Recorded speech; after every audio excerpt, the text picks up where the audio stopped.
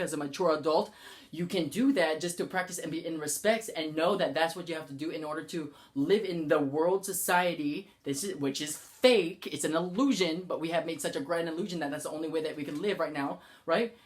But know in your heart that you are still becoming as a baby adult. You haven't been born yet. You're just a fetus in your spirit, and there is more to you than you are right now. You are not a human being. You are human becoming. You're not a homo sapiens. You are homo sapient. So don't commit adultery. Do not steal. And that means ideas and knowledge and understanding as well. Okay, not just the physical things. Don't steal someone else's idea and then make it your own and try to justify. That's what happened in the old law, and then they were justified through their own righteousness, which is unjustificationable when it's supposed to be through righteousness of God, right? That the right is going to happen. What you're going to find is God has two rights, right? One is right, one is righteous. And what's happened in that is so that we can actually live as an everlasting life, not an eternity, not an eternal life, an everlasting life. And as we know, everlasting lives need a duality. And so how do you get something that is of a unification, of a omnification, such as God, to have a duality and have us remain like how we are without having a wrong? Because God has two rights, which is right and righteous. That's like being right and being kind, like being good and being kind. Do you see what I'm saying? It's just a bigger value of being right. That's what it has, and it needs to be like that so that we can live like this, as promised and oath in the will and trust that has happened, you know?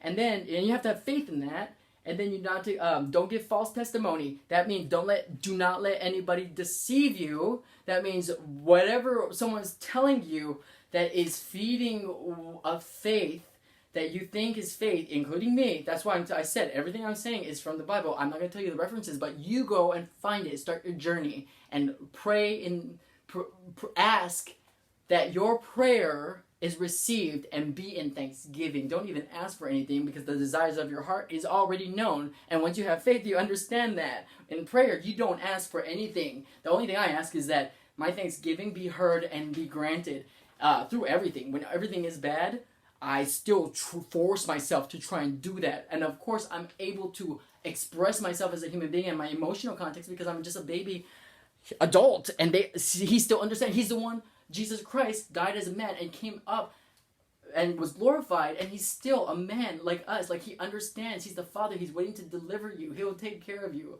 And so, in this sense, yeah, I'm still a human being that is under the grace and forever mercy of God, because I still have sin, but no longer is my nature rooted in me. It has died and withered and will eventually completely not be a part of me once the king of this sinful nature, the king of the air, is finally laid to rest and everything is purged, right? And so, in that sense, do not give false testimonies. Honor your father and mother, and you know what? Honor yourselves as well, in the sense that you want to be a servant of all. And when I say all, not just the people in your little communities of church and people who are believers, all. And try and practice that. Try and practice holding your faith inside of you and knowing that you are a child of God from the kingdom of heaven and has been justified in this, and then believe it. Believe that you're not going to die. Believe that through that blood of Christ, to the glory of God the Father, you're not going to die, and that you have his blessing. And start believing, thinking like that. Because what's going to happen is you're going to realize that your body, your temple, as we know we have temples, the body is a vessel, and you are a walking church. You have the word in your heart. You don't longer need the baby stuff. And then you are actually proving your faith, becoming fuller in faith living, so that your mind can then be justified, redone, not the mind of the world, but put in so that the mind of the heaven of spirit can then corporealize better, so that your will that goes through your nervous system, the tree, looking like a tree, that is the only reason why you can even perceive anything, and the only reason why your heart is even beating, right? It then doesn't lose metabolism, and then you will understand what Jesus Christ means when he said, I am everlasting living waters and the bread of life, and no man lives by bread alone right now anyway, but by every word by the mouth of God. And in that sense, you have to understand that you don't have to eat, you don't have to drink. Really, you don't. And I've seen that in my life, and slowly but surely. And I've seen it when I was a little kid, more so than now, but now, like, you don't get hungry. And if you keep learning, and then the words are in my heart, like, I'm being fed in a different way, because now my physiology has changed. New energy can enter me and actually work as energy, such as a solid piece of food. Like, it's amazing, you guys. It's not magic, and it's not mythology, and it's not some psychopathic story that we are living on. I'm not being psychologically insane. Nothing like that. It's true. I'm living, breathing proof of it. And you just have to read it and know. And you have to read it on your own. Don't go to church. I haven't gone to church in like 20 years. Literally 20 years. How do I know all this stuff? It's because God had a plan for me and I didn't even know. And this has happened to me. And because of that, everything in my journals because I'm a writer and I like journaling, has since my start of this year and reading the Bible has been completely in line with the Bible. What? So that's why. And I've done the Buddha, and I've done the Muhammad, and I've done even the Satan. I've done all that stuff. It was cool. I liked every single thing. And every single one of those things. But this one actually worked, and it's lasting, and I could see how it all works. And it is amazing. Who knows what we're going to be able to eventually do. But I'm telling you, when it comes to the sons of the first fruits, and it says that nature and all of creation is waiting for the sons of the first fruits to reveal themselves, I cannot wait for that, because then we'll be free to fly. Literally, it is so amazing the things that we can do right now. And and we're babies. We've just been born again. Like, we're being born again and again. But it's not reincarnation.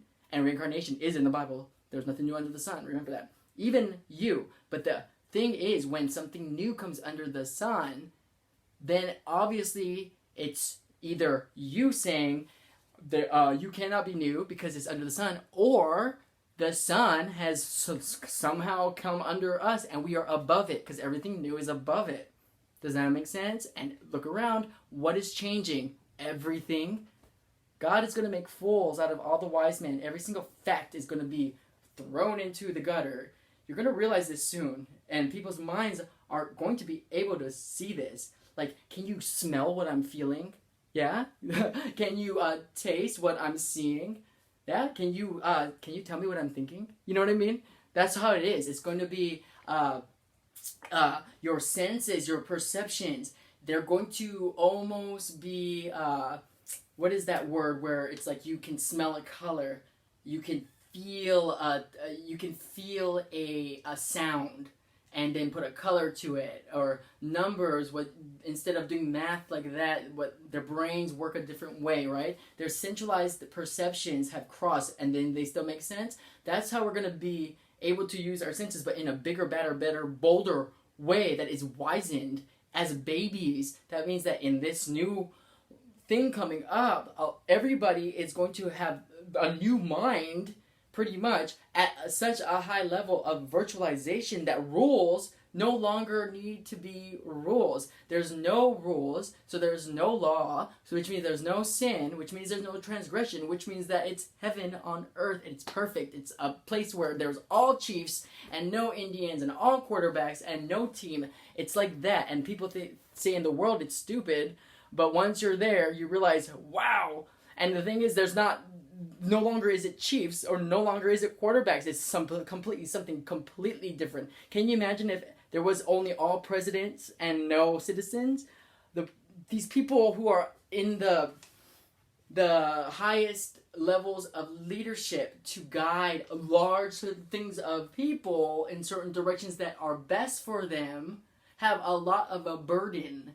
And if there was no citizens to lead, and they already know how to think as if there was, and do it correctly and successfully. If there was no citizens and they still had that as their spirit, as their second nature, can you imagine how much awesome it would be? It would just be amazing. You guys have to think like that. It's amazing. Anyway, thank you.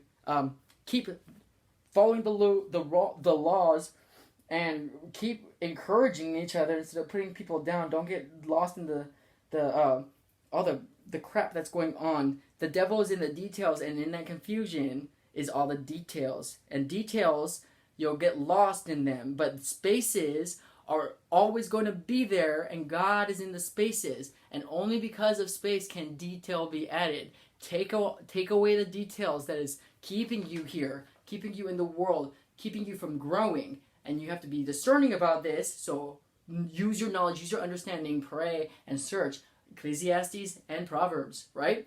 And keep reading that until something else clicks. And what's going to happen is you're going to see that space, and then you're going to be able to clear the clutter of the details, and then free yourself from the tangle mess that is right now. And in that sense, not only can you help people come out, but you are no longer part of the problem that is happening right now.